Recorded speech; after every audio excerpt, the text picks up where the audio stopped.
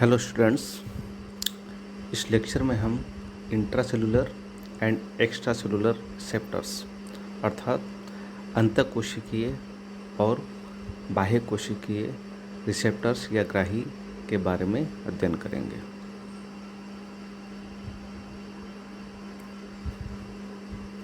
Hormones के बारे में हमने अध्ययन किया और हमने जाना कि विभिन्न प्रकार की अंतःस्रावी ग्रंथियाँ विभिन्न प्रकार के हॉर्मोन्स का सिक्रेशन करती है, स्रावित करती है। ये जो हॉर्मोन्स है इनके केमिकल नेचर की हमने बात की, तो ये या तो प्रोटीन या पॉलीपेप्टाइड हार्मोन होते हैं या एमिनो एसिड से बने होते हैं या ये स्टेरॉइड्स हार्मोन होते हैं। इनके इसी केमिकल नेचर के आधार पर इनको दो कैटेगरीज में डिवाइड कर सकते हैं कि एक तो वो हार्मोन जो वाटर सोल्यूबल होते हैं अर्थात जल में घुलनशील होते हैं, और दूसरे प्रकार के वो हार्मोन्स जो कि जल में अघुलनशील होते हैं लेकिन लिपिड्स में ये घुलनशील होते हैं। जो वाटर सोल्यूबल हार्मोन्स होते हैं वो तो प्रोटीन और पॉलीपेप्टाइड हार्मोन्स है, जबकि लिपिड सोल्यूबल हार्मोन्स जो होते हैं वो लिपिड या स्टेरॉइड्स हार्मोन होते हैं। अब हार्मोन रिसेप्टर्स की हम बात करें तो रिसेप्टर्स क्या है? रिसेप्टर्स एक प्रोटीन है जो कि हार्मोन को ग्रहण करता है। ये जो प्रोटीन होता है वो हार्मोन्स के साथ बाइंड होता है और बाइंड होने के बाद ये हार्मोन के मैसेज को आगे पहुंचाता है। और ये जो रिसेप्टर होते हैं ये दो प्रकार के होते हैं, एक्सटर्नल रिसेप्टर यानी बाह्य रिसेप्टर और इंटरनल रिसेप्टर अर्थात आंतरिक रिसेप्टर। रिसेप्टर के बारे में हम थोड़ा सा और जानें तो उसको इस तरह समझते हैं कि जो हार्मोन्स होते हैं वो तो केमिकल मैसेंजर है, रासायनिक संदेशवाहक है। अब हार्मोन अपनी अपनी जो लक्ष्य कोशिकाएं या उत्तक होते हैं वहाँ अपना एक्शन करते हैं, अपना कार्य करते हैं, लेकिन ये जो कार्य हार्मोन करते हैं वो डायरेक्ट नहीं कर सकते हैं। हार्मोन को अपना मैसेज जो है वो पहुंचाने के लिए और उसके अनुसार कोशिकाओं में या अंगों में या ऊतकों में वांछित परिवर्तन लाने के लिए कुछ केमिकल्स की ज़रूरत होती है। और उनमें से जो पहला जो केमिकल जो होता है जिससे क्या हार्मोन बाइंड होता है उसको रिसेप्टर या हार्मोन ग्राही कहते हैं।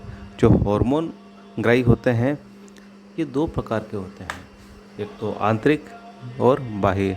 इन दोनों प्रकार के जो हार्मोन्स हैं उनके बारे में हम अभी अध्ययन करते हैं। पहला जो प्रकार है वो है एक्सटर्नल रिसेप्टर। एक्सटर्नल रिसेप्टर जो होते हैं वो कहाँ पाए जाते हैं? एक्सटर्नल रिसेप्टर पाए जाते हैं जो कोशिका की प्लाज्मा मेम्ब्रेन होती है उसमें पाए जाते हैं। और प्लाज्मा मेम्ब्रेन क्योंकि कोशिका का सबसे आउटर स्ट्रक्चर या सबसे बाह्य भाग बनाती है, तो ये जो रिसेप्टर्स होते हैं ये इस मेम्ब्रेन से बाइंड रहते हैं, बंधे हुए रहते हैं, और इनका कुछ हिस्सा कोशिका से बाहर की ओर स्थित होता है। वास्तव में ये जो रिसेप्टर होते हैं एक्सटर्नल रिसेप्टर वो मोस्टली 3 कंपोनेंट से बने होते हैं, या हम ये कह सकते हैं कि ये जो रिसेप्टर होते हैं इनके 3 भाग होते हैं। पहला एक्सटर्नल डोमेन, दूसरा ट्रांस मेम्ब्रेन डोमेन और तीसरा साइटोप्लाज्मिक डोमेन। एक्सटर्नल डोमेन जो होता है वो कोशिका की जो मेम्ब्रेन होती है प्लाज्मा मेम्ब्रेन उससे बाहर की ओर निकला रहता है, अर्थात सेल के बाहर की ओर ये जो भाग होता है रिसेप्टर का वो निकला रहता है। तो ट्रांस मेम्ब्रेन डोमेन जो है वो प्लाज्मा मेम्ब्रेन के भीतर की ओर दसा हुआ रहता है, इसलिए इसको ट्रांस मेम्ब्रेन डोमेन बोलते हैं। और दूसरा जो उसका पार्ट है साइटोप्लाज्मिक डोमेन वो कोशिका के भीतर की ओर साइटोप्लाज्म की ओर निकला रहता है। तो एक्सटर्नल रिसेप्टर के 3 भाग हो गए। और प्रत्येक जो हार्मोन होता है उसका अपना एक्सटर्नल रिसेप्टर होता है जिनकी संख्या अलग अलग हो सकती है। अब होता क्या है कि हार्मोन हम जानते हैं कि अंतःस्रावी ग्रंथियों से रिलीज होने के बाद, मुक्त होने के बाद ये सर्कुलेशन में आ जाते हैं, ब्लड में आ जाते हैं और ब्लड से ये पूरे शरीर में डिस्ट्रीब्यूट होते हैं। अब ब्लड से जो भी इनकी जो लक्ष्य कोशिकाएं होती है, वहाँ पे क्या करेंगे ये कि ये हार्मोन एक्सटर्नल रिसेप्टर की हम बात कर रहे हैं, अपने एक्सटर्नल रिसेप्टर से कि इनके जो एक्सटर्नल डोमेन होता है, बाहर की तरफ निकला हुआ जो भाग होता है, वहाँ पे ये बाइंड करेंगे, ये बाह्य भाग से ये अटैच हो जाएंगे। और जब ये अटैच हो जाएंगे एक्सटर्नल डोमेन से, तो क्या होगा कि ये जो रिसेप्टर होते हैं, एक्सटर्नल रिसेप्टर, इनमें कॉन्फॉर्मेशनल चेंज अर्थात इनकी जो संरचना होती है उसमें कुछ इस तरह से चेंज होता है कि इस संरचना में चेंज होने की वजह से कुछ सिग्नलिंग पाथवेज, यानी अंदर की तरफ एक जो चेन होती है केमिकल्स की या सिग्नल, ये जो मॉलिक्यूल्स होते हैं उनमें एक चेंज होता है। वो चेंज कैसे होता है कि जो ही हार्मोन रिसेप्टर के एक्सटर्नल डोमेन से बाइंड होता है, तो बाइंड होते ही उस रिसेप्टर में संरचना में चेंज होगा। जब संरचना में चेंज होगा तो क्या होगा कि इसकी वजह से उस रिसेप्टर से कुछ अन्य प्रोटीन अटैच होते हैं, वो एक्टिवेट हो जाएंगे। अब जब एक्टिवेट हो जाएंगे तो उससे क्या होगा कि एक एंजाइम होता है प्रोटीन काइनेज। ये प्रोटीन काइनेज एंजाइम क्या करते हैं कि अन्य जो एंजाइम्स होते हैं या प्रोटीन्स होते हैं उनके फॉस्फोराइलेशन का कार्य करते हैं, उनको फॉस्फोरीकरण करने का कार्य करते हैं। तो जब प्रोटीन काइनेज एंजाइम एक्टिवेट हो जाएंगे तो ये क्या करेंगे कि कोशिका में जो अन्य प्रोटीन या एंजाइम है उनको फॉस्फोराइलेशन करेंगे। अब फॉस्फोराइलेशन करने से क्या होगा कि वो जो प्रोटीन जिनका फॉस्फोराइलेशन हो रहा है वो भी एक्टिव हो जाएंगे। वो एंजाइम भी हो सकते हैं या अन्य प्रोटीन भी हो सकते हैं। जब वो एक्टिवेट होंगे तो क्या होगा कि वो अन्य जो मॉलिक्यूल है कोशिका में उनको एक्टिवेट करेंगे। तो होता क्या है कि जब ये एक चेन चलती है तो उस चेन का फलस्वरूप क्या होगा कि कोशिका की जो एंजाइम और प्रोटीन की जो मशीनरी है उनमें चेंज होगा। अब ये चेंज होगा तो क्या होगा कि इस चेंज का फलस्वरूप ये भी हो सकता है कि आगे जाके जो न्यूक्लियस में जो कुछ विशेष जीन होते हैं वो एक्टिवेट हो जाएं, या कोई ऑलरेडी एक्टिवेट जीन है वो उनके इनहिबिट हो जाए, यानी उनकी एक्टिविटी कम हो जाए। तो कहने का मतलब ये है कि जब हार्मोन का मॉलिक्यूल वो कोशिका के अंदर एंटर नहीं कर रहा है, हम एक्सटर्नल रिसेप्टर वाले और हार्मोन की बात करें, और इस रिसेप्टर से वो हार्मोन बाइंड होते हैं जो कि वाटर सोल्यूबल होते हैं, जल में घुलनशील होते हैं। जल में घुलनशील होते हैं ये हार्मोन, इसलिए क्या होता है कि ये कोशिका में एंटर नहीं कर पाते। एंटर क्यों नहीं कर पाएंगे? क्योंकि कोशिका के चारों ओर जो लिपोप्रोटीन मेम्ब्रेन होती है, तो उसमें जो लिपिड होता है वो लिपिड केवल उन्हीं हार्मोन्स को अंदर एंट्री देगा जो कि लिपिड में या वसाओं में घुलनशील होते हैं।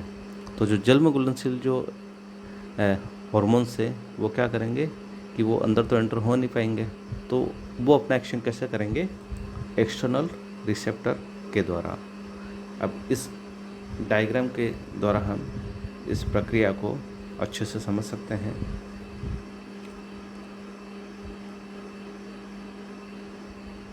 यह हम देख रहे हैं कि ये प्लाज्मा मेम्ब्रेन है। प्लाज्मा मेम्ब्रेन में क्या होता है? लिपिड बाइलेयर होती है, ये एक लेयर बाहर की ओर, एक लेयर भीतर की ओर। इसके अलावा इनमें प्रोटीन्स भी होते हैं कई प्रकार के, ठीक है। ये इंट्रिंसिक, एक्सट्रिंसिक, ये अलग अलग प्रकार के प्रोटीन होते हैं। और ऐसा ही एक प्रोटीन होता है, हम एक्सटर्नल रिसेप्टर की बात करें तो ये एक रिसेप्टर प्रोटीन है, ये भी प्रोटीन है। अब ये जो रिसेप्टर प्रोटीन है इसके 3 भाग हैं, 3 कंपोनेंट कह सकते हैं। एक तो जो कि कोशिका कि जो मेम्ब्रेन है, प्लाज्मा मेम्ब्रेन, उससे बाहर क्यों निकला हुआ है, ठीक है। दूसरा वो भाग इस प्रोटीन का, उस रिसेप्टर का, जो कि प्लाज्मा मेम्ब्रेन के भीतर दसा हुआ रहता है। और तीसरा वो भाग जो कि कोशिका के भीतर क्यों निकला रहता है। तो बाहर वाला जो निकला हुआ भाग है उसको तो कहते हैं एक्सटर्नल डोमेन। ये जो बीच में जो दसा हुआ भाग है उसको बोलते हैं ट्रांस मेम्ब्रेन डोमेन। और जो भीतर की ओर निकल रहा है उसको बोलते हैं साइटोप्लाज्मिक डोमेन। अब होता क्या है कि जैसे फॉर एग्जांपल ये एपिनेफ्रिन का यहाँ पे एग्जांपल दिया गया है। तो एपिनेफ्रिन जो हार्मोन है ये वाटर सोल्यूबल है, तो ये भीतर की ओर एंटर नहीं कर पाएगा, कोशिका में डायरेक्टली अंदर नहीं जा पाएगा, क्योंकि यहाँ पे क्या है, ये लिपिड की बाइलेयर है। तो इसको अपना एक्शन करने के लिए क्या करना पड़ेगा, किसी जो एक्सटर्नल रिसेप्टर होता है, बाह्य कोशिकीय ग्राही होता है, उससे बाइंड होना पड़ेगा। और यहाँ पे हम देख रहे हैं कि एपिनेफ्रिन इस अपने रिसेप्टर के जो एक्सटर्नल डोमेन है उस वाले भाग से ये बाइंड हो गया। अब जो ही ये बाइंड होगा तो जो दूसरे जो प्रोटीन होते हैं, फॉर एग्जांपल जी प्रोटीन है, जिनके बारे में हम दूसरे लेक्चर में जानेंगे डिटेल में। तो ये दूसरे प्रोटीन है। अब इसकी बाइंडिंग से क्या होगा, जो ही हार्मोन इसके रिसेप्टर से बाइंड होगा तो इस रिसेप्टर में की जो संरचना है उनमें चेंज होंगे, जिसको बोलते हैं कॉन्फॉर्मेशनल चेंजेस। और जब इसकी संरचना में चेंज होगा तो क्या होगा, इससे जुड़े हुआ जो दूसरे प्रोटीन हैं उनमें चेंज होगा। चेंज क्या होगा कि वो एक्टिव हो सकते हैं या इनएक्टिव हो सकते हैं। तो इनके चेंज के फलस्वरूप क्या होगा कि एक्टिव होंगे तो ये क्या है कि दूसरे जो प्रोटीन्स हैं कोशिका के उनको एक्टिवेट करेंगे। अब यह एपिनेफ्रिन का एग्जांपल है, तो एपिनेफ्रिन के एग्जांपल में क्या है कि ये एक्टिव हो रहा है, जी प्रोटीन एक्टिव हो गया, तो उसके फलस्वरूप क्या होगा कि एडिनिल साइक्लेज, ये दूसरा एक एंजाइम है, वो एक्टिव हो गया तो क्या होगा कि एटीपी से साइक्लिक एएमपी बनना शुरू हो गया। तो उसके फलस्वरूप क्या होगा कि इस कोशिका में जो भी स्पेसिफिक चेंजेज है वो आ जाएंगे। तो हमने देखा कि हार्मोन का जो मॉलिक्यूल है वो कोशिका के बाहर ही स्थित है, उसको एंट्री नहीं मिली, लेकिन ये एक्सटर्नल रिसेप्टर के द्वारा उसने अपना काम कर दिया, पूरी कोशिका में जो भी इसको चेंज लाना है वो ले आए। और ये जो चेंज होता है कोशिका में, ये उस अकॉर्डिंग होगा कि कौन सा रिसेप्टर एक्टिव हुआ और इस रिसेप्टर ने कौन कौन से प्रोटीन्स को एक्टिवेट किए, उसी के अकॉर्डिंग कोशिका में परिवर्तन आएगा, चेंजेज आएंगे। अब हम दूसरे प्रकार के रिसेप्टर की बात करते हैं, वो है इंटरनल रिसेप्टर अर्थात आंतरिक रिसेप्टर। जो लिपिड में घुलनशील हार्मोन होते हैं वो डायरेक्ट सीधे ही कोशिका के भीतर प्रवेश पा जाते हैं। और प्रवेश पाने के बाद जब ये कोशिका के भीतर आएंगे तो क्या होगा कि साइटोप्लाज्म में अर्थात कोशिका द्रव्य में इनके कुछ विशेष रिसेप्टर्स होते हैं। इन रिसेप्टर से ये बाइंड होंगे, इनके साथ ये जुड़ेंगे। अब ये जो हार्मोन और रिसेप्टर का जो कॉम्प्लेक्स है ये साइटोप्लाज्म में से फिर होके काम पूछ जाएगा न्यूक्लियस में। और न्यूक्लियस में ये जो कॉम्प्लेक्स है हार्मोन और रिसेप्टर का कॉम्प्लेक्स, ये क्या करेगा कि जो डीएनए है अर्थात जो जीनोम है उसके कुछ विशेष एलिमेंट से अटैच हो जाएगा। अब इसका फलस्वरूप क्या होगा कि कुछ स्पेसिफिक जीन्स होते हैं वो या तो एक्टिव हो जाएंगे या इनएक्टिव हो जाएंगे। अब जीन एक्टिवेट हो जाएगा तो क्या होगा कि वो जीन उसके अकॉर्डिंग एमआरएनए बनाएगा। और हम जानते हैं कि एमआरएनए का काम क्या होता है। एमआरएनए साइटोप्लाज्म में आएगा, न्यूक्लियस से साइटोप्लाज्म में आएगा, और एमआरएनए क्या करेगा कि उसमें जो भी कोड है उसके अकॉर्डिंग प्रोटीन का निर्माण होगा। और जब प्रोटीन का निर्माण होगा तो जिस प्रकार के प्रोटीन का निर्माण हो रहा है उसी के अनुसार उस कोशिका की क्रिया हो जाएगी या उसमें चेंजेस आ जाएगा। इसको हम इस एग्जाम्पल द्वारा समझते हैं। ये हम देख रहे हैं कि एक कैपिलरी है, ब्लड कैपिलरी, जिसमें कि सर्कुलेट होता है। अब कैपिलरी, ब्लड कैपिलरीज है, उसमें हॉर्मोन्स भी है। यहाँ हम लिपिड सोल्यूबल हार्मोन की बात करते हैं, जो स्टेरॉयड हार्मोन होते हैं, जैसे लिंक हार्मोन फॉर एग्जांपल, तो उन हार्मोन की हम बात करते हैं। तो ये जो हार्मोन है, ये यहाँ ब्लड में से काम पूछेगा, जो उसकी लक्ष्य कोशिका है, टारगेट सेल, वहाँ पूछेगा। अब टारगेट सेल में क्या हो रहा है कि ये लिपिड सोल्यूबल है, इसलिए ये डायरेक्ट सीधा ही जो प्लाज्मा मेम्ब्रेन है उसमें से अंदर की ओर पास हो जाएगा।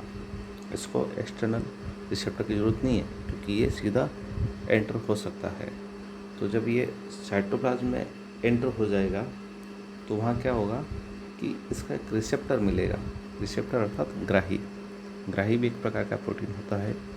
तो ये जो ग्राही होता है, ये क्या करेगा कि उस हार्मोन को रिसीव करेगा और उसके साथ बाइंड हो जाएगा। जब बाइंड हो जाएगा तो एक तरह का कॉम्प्लेक्स बन जाएगा, जिसको हार्मोन रिसेप्टर कॉम्प्लेक्स कहते हैं। अब ये जो कॉम्प्लेक्स बना है, ये साइटोप्लाज्म में बना है। और हम जानते हैं कि न्यूक्लियस भी एक स्ट्रक्चर होता है जो कि पूरे सेल की एक्टिविटीज़ को कंट्रोल करता है। तो ये जो हार्मोन रिसेप्टर का कॉम्प्लेक्स है, वो यहाँ से फिर क्या करेगा, ये न्यूक्लियर जो मेम्ब्रेन है, एनवेलप है, उसमें से होता हुआ न्यूक्लियस में पहुँच जाएगा। और रिसेप्टर हार्मोन कॉम्प्लेक्स जब न्यूक्लियस में पहुँच जाएगा तो ये कुछ विशेष प्रकार के प्रोटीन से बाइंड होंगे। और ये जो प्रोटीन होते हैं, ये पर्टिकुलर जो जीन होते हैं उनके साथ ये एक्शन करके उनको उनकी एक्टिविटीज़ को चेंज कर देंगे। अब चेंज कर देंगे तो या ये हो सकता है कि वो जो जीन है वो एक्टिव होके mRNA का निर्माण शुरू कर देता है। अब mRNA का जब निर्माण होगा तो mRNA क्या होगा कि ये न्यूक्लियस से वापस साइटोप्लाज्म में आ जाएगा। न्यूक्लियस में बनता है mRNA और यहाँ से ये साइटोप्लाज्म में आ जाएगा। और साइटोप्लाज्म में आने के बाद ये एक टेम्पलेट के रूप में कार्य करेगा और इसके अकॉर्डिंग जो राइबोसोम है वो प्रोटीन्स का निर्माण करेंगे। तो इस सेल्स में कुछ विशेष प्रकार के प्रोटीन्स का निर्माण हो जाएगा। ये प्रोटीन एंजाइम्स भी हो सकते हैं या दूसरे अन्य प्रकार के प्रोटीन्स होंगे। अब हम देख रहे हैं कि एक हार्मोन जब अंदर आ रहा है और इस सेल की जो केमिकल स्ट्रक्चर है, इसके केमिकल कंपोनेंट्स है, उसमें अगर चेंज ला रहा है तो क्या होगा कि इस कोशिका की जो एक्टिविटी है वो भी चेंज हो जाएगी। और ये चेंज किस हिसाब से होगी कि जिस तरह का चेंज ये हार्मोन करना चाह रहा। तो लक्ष्य कोशिकाओं में ये हार्मोन अपने अकॉर्डिंग, अपनी एक्टिविटीज़ के अकॉर्डिंग ये वांछित परिवर्तन ले आएगा। तो उस वांछित परिवर्तन के फलस्वरूप क्या होगा कि कोशिका की एक्टिविटी भी उसी हिसाब से हो जाएगी और ये चेंज आ जाएगा। तो हमने देखा कि जो रिसेप्टर दो प्रकार के हैं। एक्सटर्नल रिसेप्टर उन हार्मोन्स के लिए हैं जो कि जल में घुलनशील होते हैं, लिपिड में घुलनशील नहीं होते हैं। और इसीलिए एक्सटर्नल ये ऐसे जो हार्मोन होते हैं जो जल में घुलनशील होते हैं, वो एक्सटर्नल रिसेप्टर के द्वारा अपनी लक्ष्य कोशिकाओं में वांछित परिवर्तन लाते हैं। दूसरे प्रकार के जो रिसेप्टर है, इंटरनल रिसेप्टर, वो उन हार्मोन्स के लिए होते हैं जो कि लिपिड में घुलनशील होते हैं, जैसे कि स्टेरॉयड हार्मोन। तो इस केस में हार्मोन्स को प्लाज्मा मेम्ब्रेन रोक नहीं पाती और हार्मोन सीधा अंदर एंटर करता है। और यहाँ पे ये इंटरनल रिसेप्टर जो होते हैं, कोशिका के अंदर जो रिसेप्टर होते हैं, उनके साथ बाइंड होके और आगे अपनी एक्टिविटीज़ करते हैं। अब दोनों ही केस में, चाहे वो एक्सटर्नल रिसेप्टर वाली कंडीशन हो या इंटरनल रिसेप्टर वाली कंडीशन हो, आगे क्या होता है कि आगे कोशिका में कुछ बायोकेमिकल चेंजेस होते हैं, कुछ प्रोटीन्स का निर्माण होता है, कुछ जीन एक्टिवेट होते हैं या कुछ जीन इनहिबिट होते हैं, जिसके फलस्वरूप संपूर्ण कोशिका की एक्टिविटी चेंज हो जाती है और हार्मोन अपना वांछित परिवर्तन वहाँ ला पाता है।